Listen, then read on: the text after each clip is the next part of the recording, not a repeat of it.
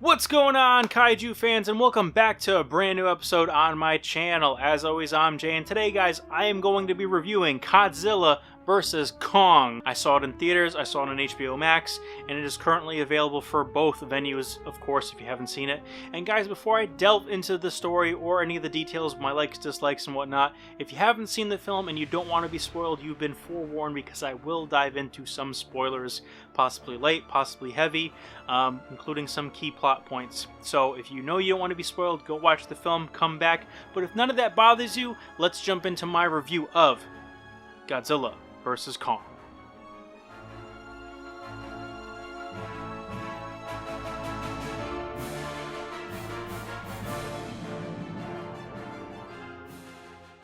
So in Godzilla vs. Kong, guys, basically Godzilla goes crazy attacking Apex Cybernetics' home base in Pensacola, Florida, in a seemingly random attack. This, of course, means that Godzilla is no longer our protector or a good guy, so we need to get something together to protect us from him. And this forces the Monarch Company and Apex to team up and journey to the Hollow Earth to try and find this item, this energy source, which will be crucial in stopping and preventing Godzilla from destroying any more things or going on his rampage. But the problem is that they need to have a protector and guide to do so, because it takes a Titan to find this specific item. So what else do they need to do except for release Kong, who has been captive on Skull Island for several years, probably decades even, since he was discovered in the 70s. And the main point of it is because they don't want him and Godzilla to come to blows, because at that point all bets are off, no one is safe, and they are two apex, top of the food chain predators. So they'll wreak havoc, and neither will bow to the other. I could classify this film as a very lean, 2 hours, just under 2 hours. They didn't take a lot of the human element and put it inside of this film, and from what I hear, they actually cut some of the humans and some of the cameos and story elements out regarding that stuff in favor of, what else? Awesome, epic monster fights and bouts between Godzilla, Kong, and a third party, and one of the worst kept secrets of Hollywood, as it were.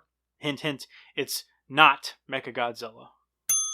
First and foremost, the brawls were fantastic. I mean, between Kong and Godzilla, the freaking blows that they dealt, what they used for their environments, the different fights that they were really brutal, vicious. They were going at each other like you wouldn't believe, and it felt like when I was younger watching like a WWF Attitude Era match between Stone Cold and freaking The Rock or The Undertaker and Kane or anybody like that. It was really brutal and awesome.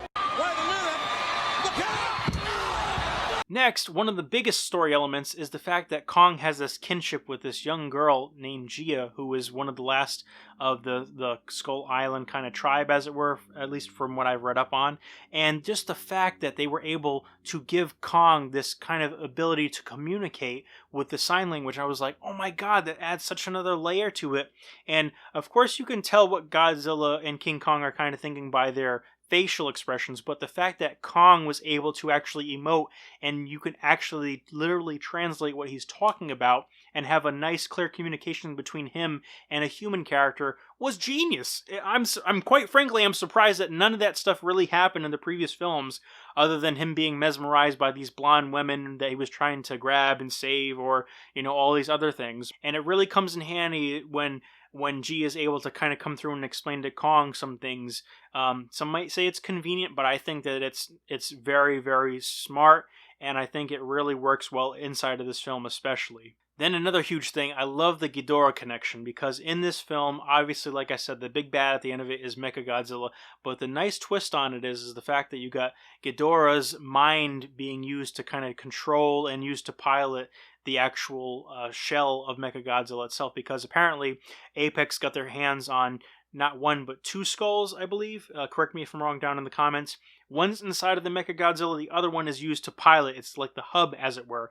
And essentially, the pilot, who is Dr. Serizawa's son, which we never really get that flushed out and confirmed 100% unless you're kind of reading into it a little bit, he's actually piloting it through that kind of telepathic a connection between both of the skulls, as it were. And when they introduce the secret element or power, that's when shit hits the fan, and obviously Ghidorah's consciousness takes over. The AI destroys Serizawa's son, and of course, it turns on its masters by killing Mr. Simmons, and then all hell breaks loose in Hong Kong after the final Kong and Godzilla fight, as it were. Next, I really liked the implied mythology and kind of the destiny between Kong and Godzilla's species, as it were. When they get to the Hollow Earth, you're seeing all these different things on kind of all the different lands. You're seeing these statues, especially when they get to this kind of citadel, as I called it, and Kong gets his axe, which is a dorsal fin of one of Godzilla's species. And I'm not sure if that's one of the bones of them, or maybe that's a Kong species bone or whatever it is. And then he sits on the damn throne, and there's a big ass statue in the background as he's sitting down on his throne. And then when he lays down the axe in this formation, it actually powers up the axe, but that outline powers up and creates a little hieroglyphic lighting up of Godzilla's species. Like, there's so much more that the production team or whoever was handling this had to have written up, and I am so intrigued by this. I mean, if they can get some type of thing where they can get like this, like a comic or some type of book about it, that would be really awesome. Unfortunately, that's one of the drawbacks of this film, because there's a little bit less of a human element and there's less time kind of being spent and really less time to be had to focus on this. You can't have a bunch of archaeologists kind of digging up and really reading too much into like what made them kind of intertwine, or what their species kind of did all across the generations and how they kind of are intertwined in that nature. And when they go into the Hollow Earth, is it just me, or did you get Mario Brother vibes? Obviously, they weren't disintegrated and then reintegrated or whatever you want to call it, but that just the fact of them going through that warp and then being sent to and shot to the middle of the Earth, it was totally giving me vibes of the Mario Brothers movie, okay? Just saying. And also, it's kind of funny how Godzilla was able to cut through a path all the way to the Hollow Earth, right to the throne room, just to give Kong a path to come up and be in Hong Kong magically. It's kind of doing that old little trope of digging all the way through the middle of the Earth to get to China or wherever it is, and it actually is very kind of silly when you really think about it. Maybe there was a pathway already there and he just kind of carved through the remaining Earth. Maybe not, but overall, I think it is kind of weird how, you know, he was just so overpowered for that time to be able to just power on through and shoot right down to where Kong was and have him have a clear lane to come up and fight for a couple more rounds after getting his ass kicked in the first round. And to that point, I have to be honest, I really enjoyed that the film actually gave us a determined winner out of this. Out of the 3 times that Godzilla and Kong fought, Godzilla won 2 of those rounds. And as a Godzilla fan, obviously I'm soaking up that win. But overall, I think it's really cool to see, you know, hey, Godzilla is the king of the monsters on land, because eventually, after everything's said and done, Kong actually goes back to Hollow Earth. And I feel like Kong, he's not as vicious as Godzilla is to a degree. He's badass. He definitely gets down and dirty when he needs to. And can be crude, especially when he killed those Sky Cobra, you know, monsters that kind of reminded me of Destroyer a little bit. But I really again enjoyed the fact that they committed to it and they gave us a definitive winner. Of course, they team up at the end to stop Mechagodzilla, but then they come to the kind of agreement where they're not going to fight each other because, you know, they have this kind of camaraderie, and also because Kong, you know, just dropped the axe because he doesn't want none of that smoke. Now, for all the cool stuff that was in the film, of course, there are some nitpicks that I had, and like I mentioned before, the whole Ghidorah Mechagodzilla kind of cheat means that we're not going to get a Mecha Ghidorah later on, but then again, we don't really need that, so that kind of washes itself out. But as far as other nitpicks, Millie Bobby Brown's character and her little thing, there really wasn't much to the story except for, you know, meeting up with Bernie, who was the conspiracy theorist and everything. And I mean, sure, you go there, they discover Mechagodzilla, and that's kind of given us a little bit of a clue in introducing us to the machinery and the villain. But she wasn't able to call Monarch. She had interrupted, you know, frequencies and stuff like that. They couldn't do shit when everything was going on. And it's kind of weird how at the end they just pour scotch all over the motherboard, and then that's what does a little bit of a security thing and brings down Mechagodzilla, because Ghidorah's consciousness kind of has a little bit of a fritzy type of thing going on, which overall I would think would have no effect on it, but, you know, that's just me. The next little nitpicky thing for me is the fact that we didn't get Godzilla's theme. Now, I know, this is not, just a Godzilla movie. It's not just a Kong film.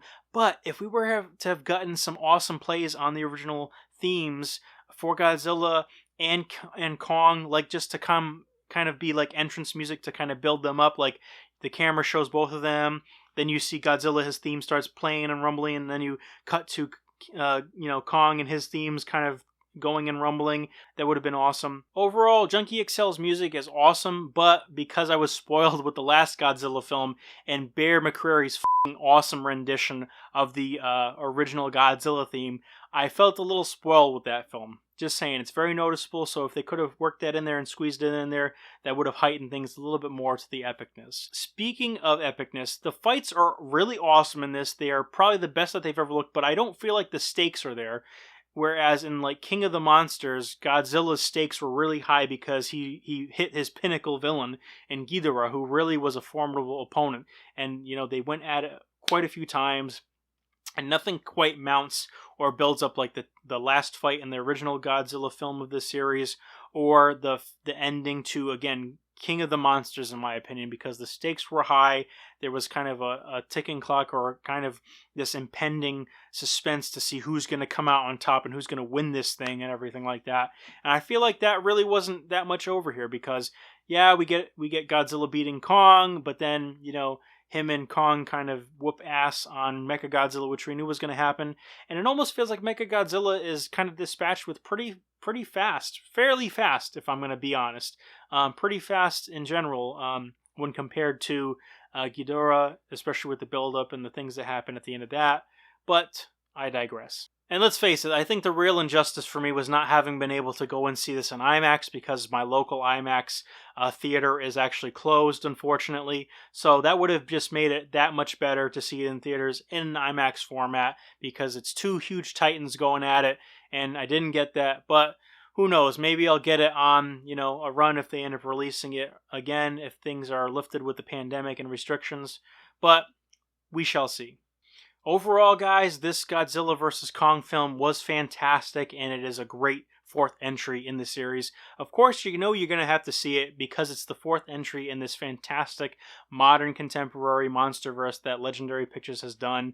It was really awesome. They did a great job with balancing Kong and Godzilla. They did a nice story that wasn't too bogged down on the human element. They did have a little bits and pieces here and there to string along the plot and make sure you kind of were able to monkey bar it through the next major fight and kind of get a little bit of a plot and some semblance of a mythology kind of brewing in there, but definitely a lot of foundation and groundwork there that left me intrigued as far as the destiny of the two monsters and whatnot.